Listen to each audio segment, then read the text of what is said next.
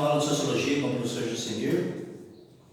Sociologia que nasce no século XIX para explicar as considerações da sociedade da época.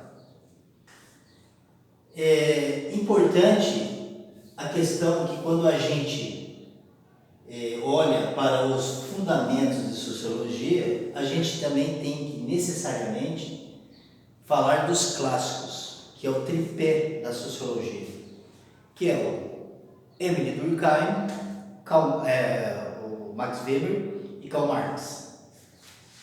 Base para o conhecimento histórico e social. Karl Marx, grande economista por profissão, entre 1818 e 1819, ele tenta, na realidade, com a importância que ele tinha e o nome da sociologia alemã, explicar num contexto histórico de uma revolução industrial. E a superpotência da época, a Inglaterra, que estava com toda a hegemonia nas questões das grandes navegações, que começou com as grandes navegações na época, ela estava se consolidando diante do capitalismo. Ele vai fazer uma crítica a essa sociedade da época, essa sociedade capitalista, pós-revolução industrial. E o objeto de estudo dele, classes sociais, diante do contexto do capitalismo. Esses conceitos abordados por Karl Marx, mais-valia, alienação, luta de classe. A questão da mais-valia seria a exploração da mão de obra traduzida nas horas não pagas ao trabalhador. Alienação, a falta de contato e estranhamento com o produto que fabricava. Luta de classe entra como motor da história na visão do marxismo. Karl Marx e capitalismo. Capitalismo como gerador de exploração e desigualdade, onde o capital fica concentrado nas mãos da minoria, levando a um abismo social. Para explicar essa questão do abismo social e que a concentração das coisas ficava na mão de poucos, o materialismo histórico dialético, ele busca compreender a realidade do mundo a partir das grandes transformações da história e das sociedades humanas. Aí a gente vai ter aqui a questão da pirâmide, como modelo do capitalismo da época, diante de uma mobilidade social que ela vem na ascendente e de outra na descendente, com uma estratificação onde o proletariado ficava na parte inferior e na parte de cima do topo da pirâmide, no cume, a elite.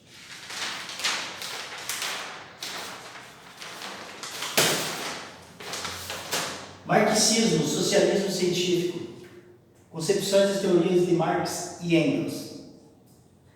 Construção do processo, as mudanças. O que seria? Fazer essa pirâmide ficar de ponta cabeça na concepção marxista. Teoria, porque nas práticas as coisas começam a ficar um pouco difíceis.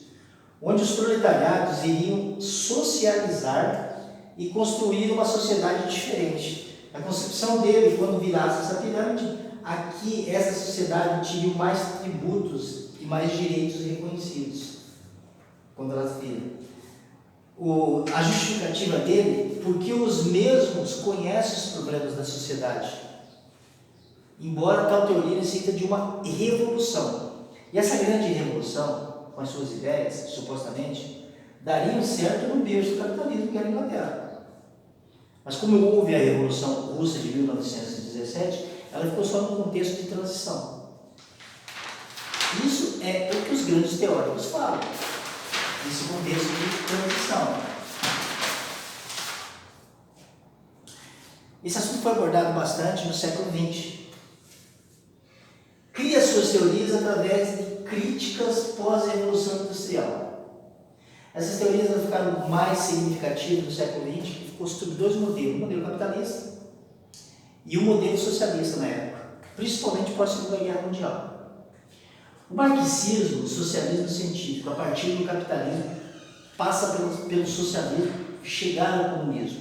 Ele acreditava que ia conseguir uma grande mudança com isso, entendeu? Que diante daquele processo todo, as pessoas iam se reinventando para chegar nesse processo de socialismo e chegar ao comunismo, onde toda a população teria direito, principalmente o assalariado, os proletariados, os operários. Parte desse conceito vem especificamente de luta de classes, que é objeto de estudo dele. Vinha a alienação e a mais-valia, e a questão da revolução proletariada. São conceitos que colocam a ideia específica dessa questão marxista. Tem a questão também do Manifesto Comunista, que foi um escrito dele na época, junto com Engels, e o Capital. Ele acreditava que a sociedade é desigual porque precisa de mudanças.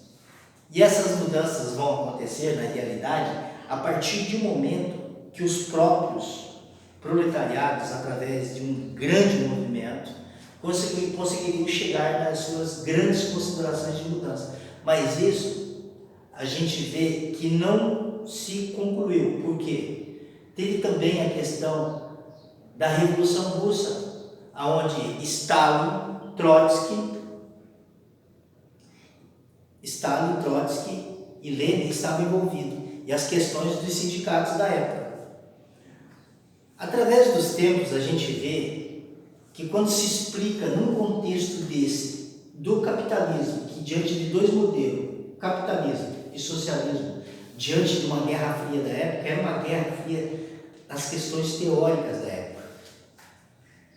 Quando nós temos dois modelos, a explicação ela fica bem palpável, o que não é o caso no conceito de globalização. O ser humano ele tem por hábito criar fronteiras de divisões. E isso já acontece diferente da questão da globalização. A grande ideia da questão do socialismo, ela entra em pauta numa época que o capitalismo ele era acelerado. Ele foi se transformando em grande mutação. Então, a gente chega um momento que vê que tais situações de modelo, elas têm que se transformarem a todo momento. E talvez, o que muita gente fala, que a questão do capitalismo, se fosse no berço da Revolução Industrial, ele se consolidaria, mas não foi o caso. O que aconteceu? Ele ficou num esquema provisório, de transição, com a Revolução Russa. Parte grande de teorias, ok? Muito obrigado a vocês, mais uma aula que se termina. Até a próxima.